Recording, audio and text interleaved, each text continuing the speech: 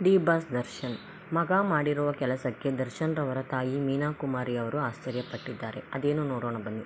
D boss Darshan ಅವರೆಂದರೆ ಎಲ್ಲರಿಗೂ ತಿಳಿದಿರುವ ಹಾಗೆ ಎಡಗೈಯಲ್ಲಿ ಕೊಟ್ಟಿರುವುದು ಬಲಗೈಗೂ ಕೂಡ ಗೊತ್ತಾಗಬಾರದು ಅನ್ನುವ ಗುಣದವರು.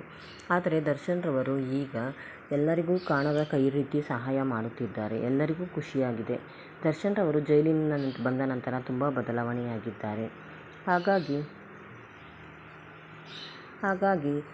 ದರ್ಶನ್ ರವರು ತಮ್ಮ ಮಗ ವಿನೀಶ್ ಅವರು ತನ್ನ ಅಪ್ಪನಿಗಾಗಿ ಈಗಾಗಲೇ ಕೋರ್ಟಿನಿಂದ ಬಂದ ನಂತರ ಅವರು ತನ್ನ ಅಪ್ಪನಿಗಾಗಿ ಚಾಮುಂಡಿ ದೇವಸ್ಥಾನದಲ್ಲಿ ಹೋಗಿ ಹರಕೆಯನ್ನು 101 ತೆಂಗಿನಕಾಯಿಯನ್ನು ಹೊಡೆಯುತ್ತೇನೆ, ನಮ್ಮ ಅಪ್ಪ ಜೈಲಿಂದ ಬಂದಿರ ಎಂದು ಅಂದುಕೊಂಡಿದ್ದಾರಂತೆ. ಆ ಹರಕೆಯನ್ನು ತೀರಿಸಿದ್ದಾರೆ.